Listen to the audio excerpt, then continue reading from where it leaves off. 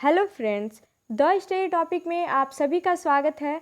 तो फ्रेंड्स, हम model history यानी कि आधुनिक भारत के बारे में पढ़ रहे थे और भारत में किस प्रकार से यूरोपीय कंपनियों का आगमन हुआ।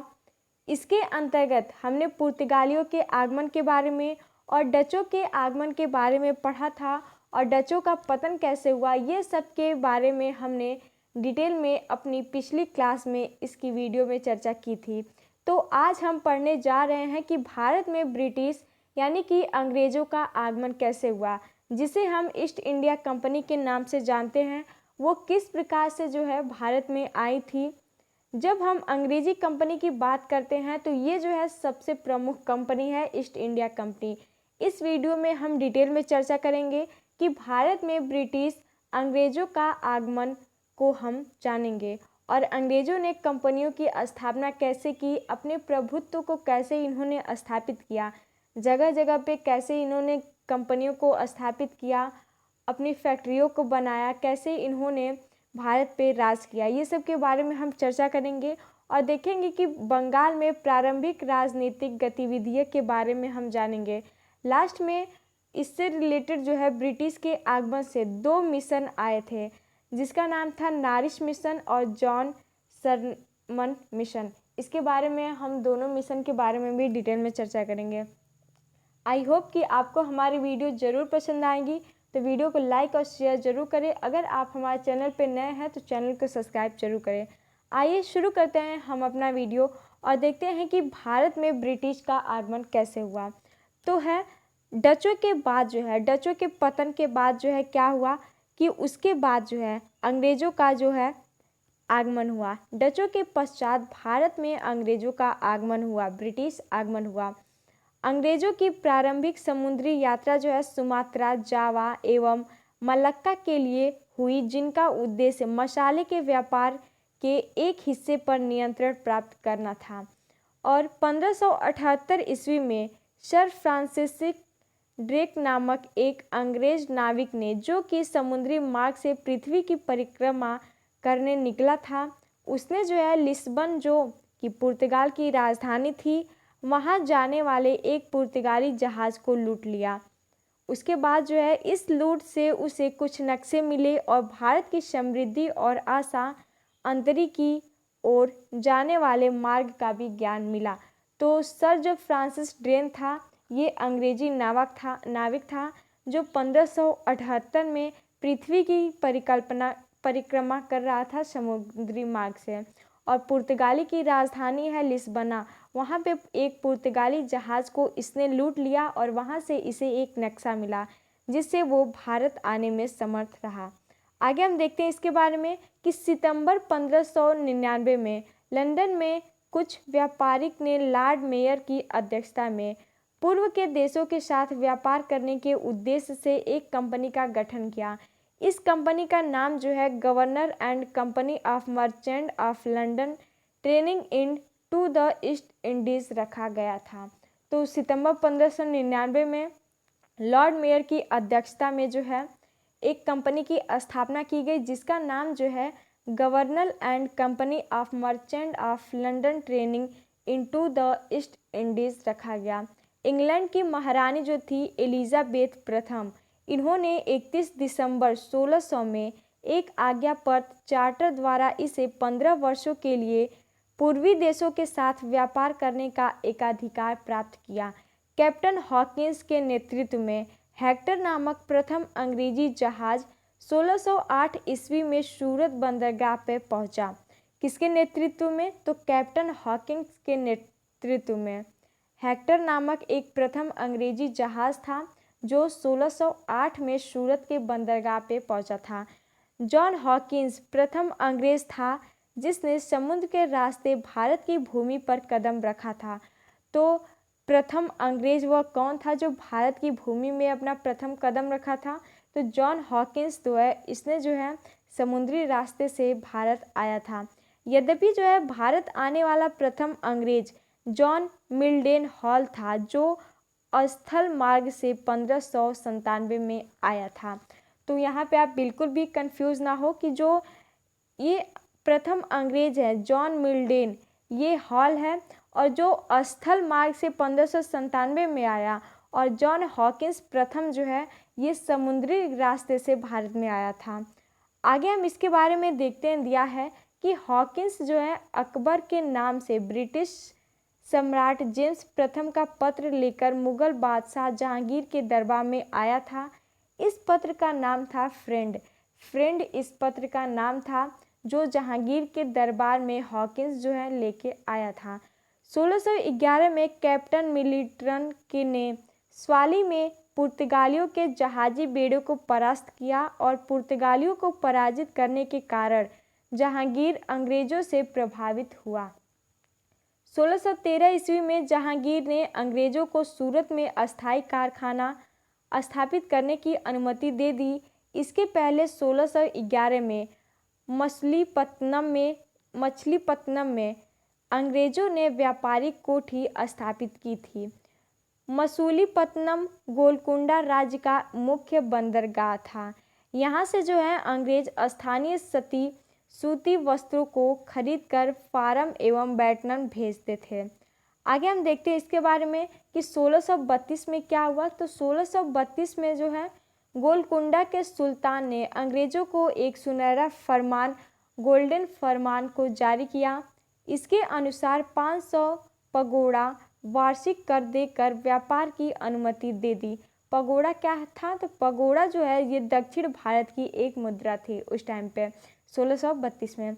1639 में फ्रांसिस ड्रेक नामक अधिकारी ने चंद्रगिरी के राजा से मद्रास को पट्टे पर लिया तथा वहां एक किलाबंद कोठी बनाई, जिसका नाम जो है इसने फोर्ट सेंट जॉर्ज या फोर्ट सेंट डेविड जॉर्ज इसका नाम इसने रखा किलाबंद का, जो चंद्रगिरी के राजा से मद्रास को लिया था और फ्रांसीसी डेकन नामक अधिकारी ने। और 1615 में जो है सर टॉमस से जहांगीर के दरबार में आया, और 1661 में इंग्लैंड के राजा चार्ल्स द्वितीय का विवाह पुर्तगाली राजकुमारी कैथरीन ऑफ विग्रेंजा के साथ हुआ। इस अवसर पर जो है पुर्तगालियों ने चार्ल्स को दहेज के रूप में जो बम्बई द्वीप है उसको दे दिया था। और 1668 में सम्राट चार्ल्स प्रथम जो है इसने बम्बई को 10 पाउंड के वार्षिक किराए पर कंपनी को सौंप दिया था। आगे हम देखते हैं इसके बारे में कि बम्बई का जो गवर्नर है गेराल्ड ऑर्गियार 1669 ईस्वी में और 1677 ईस्वी तक जो है बम्बई का वास्तविक संस्थापक रहा। तो बम्बई का वास्तविक संस्थापक कौन रहा?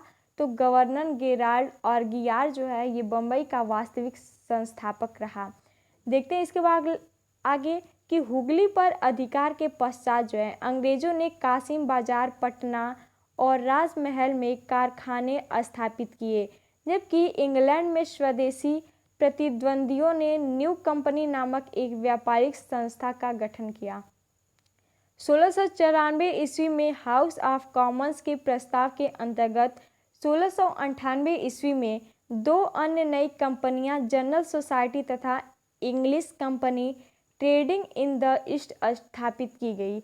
हाउस ऑफ कॉमन्स के प्रस्ताव के अनुसार दो जो है कंपनी स्थापित की गई। पहले का नाम था जनरल सोसाइटी और दूसरा थी English company trading in the east स्थापित की गई। बाद में जो है इन तीनों कंपनियों को मिलाकर 1708 ईस्वी में इन लोगों का विलय हो गया तथा इसका जो मिला जुला नाम था वो था the United company of merchant of London trading to the East Indies का जन्म हुआ। इन तीनों कंपनियों को विलय कर एक नाम दिया गया जिसका नाम था the United company of merchant of London trading to the East Indies का जन्म हुआ। 1833 में जो है चार्टर एक्ट द्वारा इसका नाम बदलकर ईस्ट इंडिया कंपनी कर दिया गया। तो ईस्ट इंडिया कंपनी कब इसका नाम बदला गया? तो 1833 में जो है इसका नाम बदलकर ईस्ट इंडिया कंपनी कर दिया गया। आगे देखते हैं इसके बारे में दिया है कि बंगाल में प्रारंभिक राजनीतिक गतिविधियां क्या क्या थी।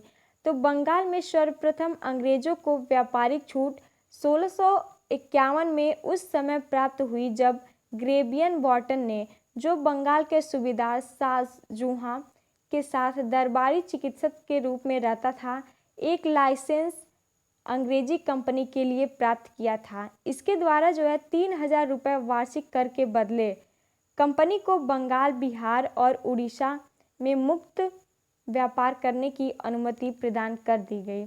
और बादशाह औरंगजेब ने जो है 1680 में एक फरमान जारी किया, जिसमें जो है यह आदेश उसने दिया कि कोई चुंगी या जो कर है या टैक्स है उसको जो है कंपनी के कर्मचारियों को तंग न किया जाए और न उसके व्यापार में कोई बाधा उत्पन्न किया जाए।